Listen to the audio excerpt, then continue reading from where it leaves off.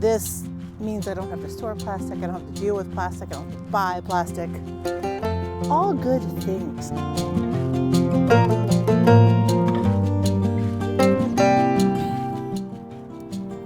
Hi friends, good morning. Welcome back to the Lloydstead. It is a glorious morning in early March. I am a little late actually in getting some seed blocks started. I have mentioned them when I've done some of my other seed starting videos, and I mentioned them when I was cleaning out the greenhouse, because this is the number one way I save room and can fit a lot of seedlings in my little tiny greenhouse. It is also, I'll just go ahead and jump into the benefits, shall I?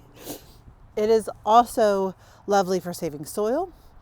It helps encourage good root development, because what happens when those roots hit plastic, they tend to just change direction and they get wound up, and you can get seedlings that are very root bound. When roots hit the air, they just stop growing at that point. It's called air pruning. And then the seedling then just puts out more roots. So you get a much more robust root system when you get that air pruning caused by them not being in a plastic pot. I will say though, this is my third season doing soil blocks. The first was a spectacular failure. I'm going to be perfectly honest. I didn't research enough. I didn't pay attention to watering. I didn't label correctly, and I just started a couple things.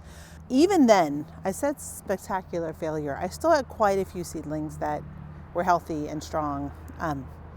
Last year I did much better. Grew a lot of my things in soil blocks and was very happy with the results. So this year, here we are. My soil blocking mixture is all over the place. I will tell you there are tons of resources online, tons of recipes to use. What I have done this year is simply got a nice potting mix, because it already contains perlite. By the way, I try and use peat-free. It already contains some perlite, which is important for that loftiness. And I added about equal parts potting mix and my seed starting mix, which has lots of cocoa coir. And what else is in that mix? My seed starting mix also has some compost in it and some little bits of straw and things to help with both moisture retention and drainage. So this is what we're trying this year. So again, equal parts potting mix and a seed starting mix for me, which has lots of cocoa coir in it. The biggest thing is make sure this is wet enough. So I mix mine in a little bucket. I don't do a ton. So this is enough for me for now. I'm only going to do one tray of these seed blocks today with y'all. So I mix it in one, and then I transfer a little bit into here to actually press out my seed mix. So the amount of water is important. It needs to be pretty wet, y'all. Not so wet that it's dripping, but wet enough to hold its shape. I like to do it so that when you squeeze it really hard, water comes out. Mixing. Oh, see how that, it kind of, I can squeeze some water out of it. Also, the other test, make a ball out of it and see if it holds together, because that's what you're going to do with your seed blocks. I do think I need a little bit more water because I didn't mix that terribly well. All right, that feels nice and moist. I'm sorry if that word triggers you. I feel like that's good. Okay, I brought out a towel, keep myself clean, set this aside. Here is the tray. Wipe it off a little bit. Here's the tray I'm going to start my seedlings on. I received these cafeteria trays at an auction a couple years ago, and they have been super handy for all sorts of jobs around the homestead. If you have a source, highly recommend them. You'll probably see them popping up. I've got quite a few. I am hoping that all the seedlings that I want to start can be started on 2 of these trays because that's what I've got room for in the greenhouse. Oh, I just hit you. I'm so sorry. My bad. Okay, let me put a little bit in here. I don't need a ton. Get you up out of the way. Oh, let me go get my soil blocker. Give me a sec. Soil blocker. Yay! I just have a little tiny, it's not even an inch. I don't even know. Do you see? Do you see my friend? Now, kitty, kitty, kitty. Go on. Y'all okay? She just hit you a little bit. This is my little soil blocker. I can't even remember how long ago it was that I got this. The one I use is Ladbroke. Johnny sells them now. A lot of places have good quality soil blockers. I have a larger one that makes, I don't know, maybe 2-inch blocks. I don't like as much as this. It doesn't have the space saving aspect. The majority of the seedlings that I start in soil blocks can go from this size, believe it or not, straight into the ground and be fine. But the ones that can't, this saves me enough room to get them germinated, and then I can pot them up. Can you guys see okay? Yeah, you can. I get just a couple inches in here, and then I actually like to be able to press this firmly on the bottom. So I squishy, squishy, squishy, squishy, squishy, and then maybe get a couple. The corners are where I really mess up.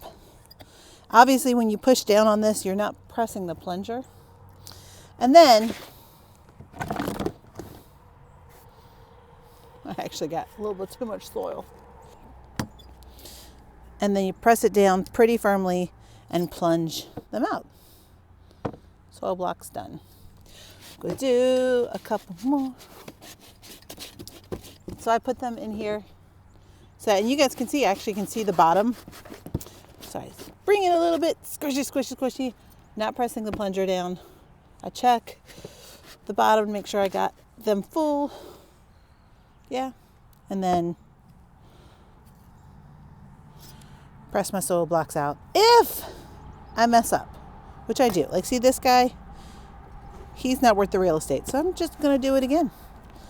And frankly, every season, I almost need to do it a couple times to get back into the muscle memory. And then I'm pretty good.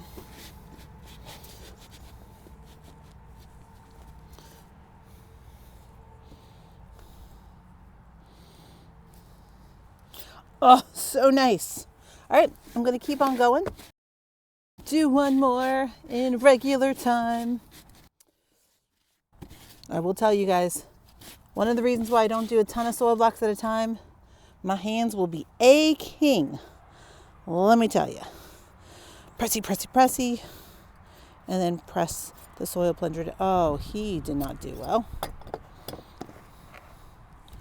For my friends who suffer from arthritis, as I do, this will not be comfortable over a long period of time.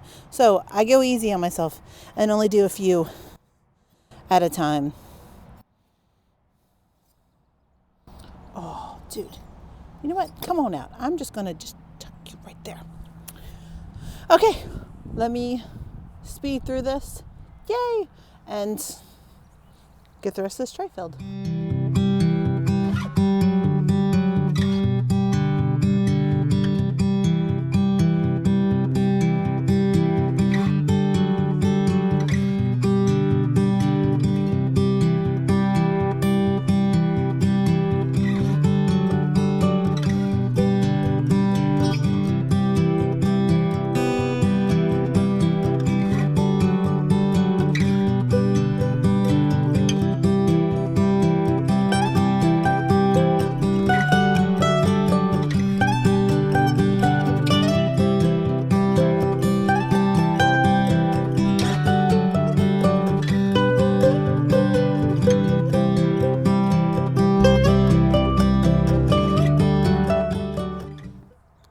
Okay, I'm back. I have a random spoon to stir stuff with.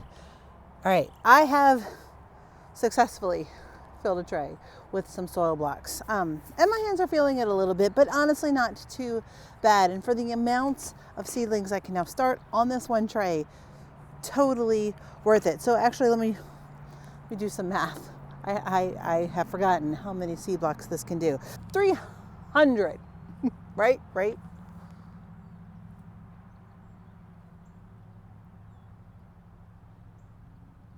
Yes, 300. 300 bebes, all on this one seed tray. Now, here's a couple drawbacks since I've sung the praises of soil blocks. Let me tell you a couple things that I don't love about them. One, that process right there is a little painful, thing one. Thing two, these will require transplanting out earlier than what you can get away with in plastic seed starting trays. So I have to be mindful about what I'm starting in here. I will start things right now, it being about 8 weeks before my last frost-ish. It's all over the place, but ish. I will start things that will absolutely be able to be set out, even if there's a potential for a late season frost, or will be happy to be potted up. So I am not yet going to be starting my hot lovers. I'm not going to be starting tomatoes or peppers yet, although I should start peppers. Maybe I should start peppers. They can be potted up. I'm going to be starting a lot of the guys that can tolerate a light frost. All right, so that is one drawback, is how quickly I'm going to have to either step these up or stick them out in the garden. Thing two, these dry out very quickly, and obviously they're kind of annoying to water. So enter, where are you, spray bottle? This dude is my preferred method while my seeds are germinating for keeping things nice and moist. It's lovely. This works a treat, not very expensive. I can link one down below from Amazon, what I use. He's lasted me, this is now my third season, I think. So this works beautifully for keeping things nice and moist until your seedlings germinate. When they have germinated and they need more water, by then their roots will act to bind these soil blocks together fairly well. At that point, I can take my watering can and just add some water to the tray, and it's not going to wash them away. That is where we're at. I am going to go grab the seeds that I'm going to be starting in here and get some seeds and soil, because 'tis the season, y'all. 'Tis the season. Love this time of year. I'll be right back. I'm back. I have decided what I'm going to plant in these 300 little soil blocks today. Yay. Not any veggies yet. I think very shortly I'm going to have to plant my peppers, especially because they are longer season, but I've got time. I'm good. I've got time. Now, what I am doing right now, can you see me? Yeah, you can. I'm actually separating out these last 30 soil blocks, or these last, not 30, how many?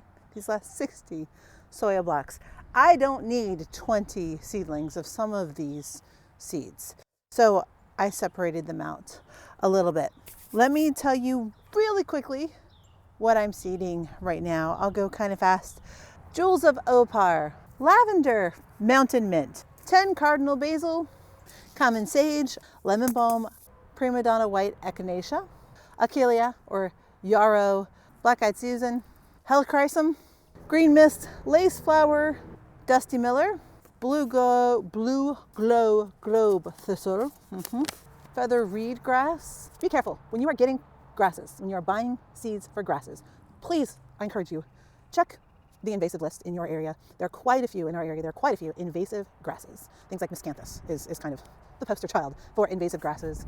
And I don't always know their common names. Every time I have to buy, or I went to buy grasses, I do check that list. This is a calamagrostis, and it is not on any invasive list, so I'm hoping he's not going to be a thug. By all accounts, by my research, he will not be a thug. I love grasses in the landscape, and I love grasses in late winter, fall bouquets, and I love grasses in dried arrangements, so that's that. Eucalyptus, coral bells, and Cherokee sunset rudbeckia. Okay, so fast forward again, because I just spent a lot of time talking about things I'm starting. I'm going to fast forward, stick these in, and then show you how I finish off this. Stay tuned.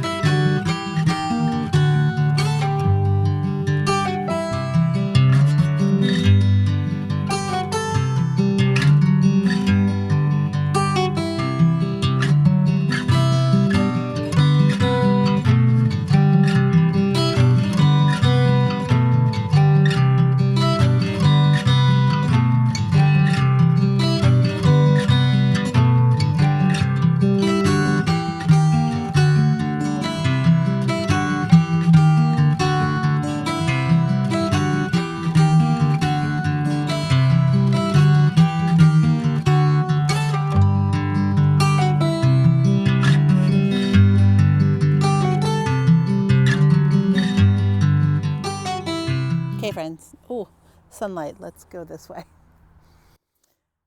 Okay, friends. I think I'm done. Some of my packs didn't have as many seeds as I thought, so they didn't fill up the little 20 seed block. Cool, totally cool. So I pulled in a couple other things like catnip.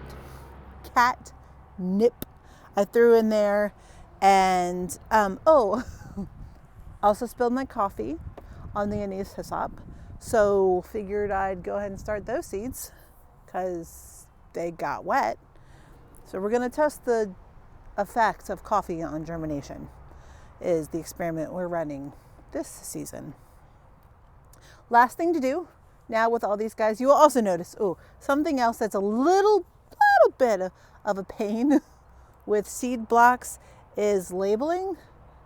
I am kind of crap at labeling things anyway. So there's that. I just take duct tape. See? And I write in chicken scratch what is in these blocks. And it actually works. I use a garden marker so that it's not affected by the water and UV light.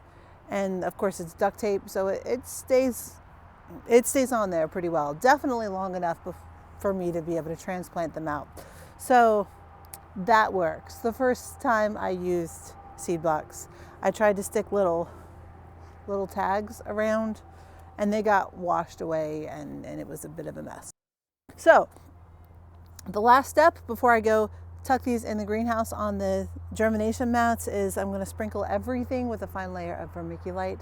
I mentioned this when I was starting seeds in cell packs as well. I love vermiculite on top of my seedlings. One, because it does a beautiful job of controlling the moisture right at the surface. It keeps things moist but not too moist. It will allow enough light through to even my seedlings that require light to germinate. So I really like it as a nice finishing touch. And it means that some of these seedlings, some of these seeds, like the Dusty Miller, which are just hanging out on the surface, they'll get a little bit more contact when I sprinkle them with vermiculite. Cool. So I'm going to do that. Vermiculite, as an aside, is a very easy thing to find at any home improvement store. I even might have ordered mine online. Well, I can link it below. It's a lovely thing. Also super handy for rooting things, which can be another video. Why not? Okay, so my camera is about dying. I'm going to finish this. I'm going to stick it in the greenhouse, but I'm going to go ahead and take this opportunity to say goodbye. Thanks for joining me, and I hope to see you guys soon. Take care.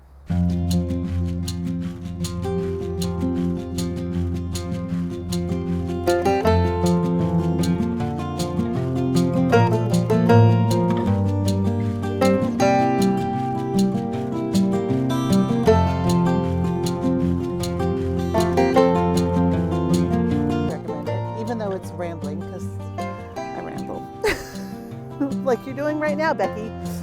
Focus. Oh, there's a little honeybee that just landed on the tripod. Dude, go find someplace warm. Go get cold tonight.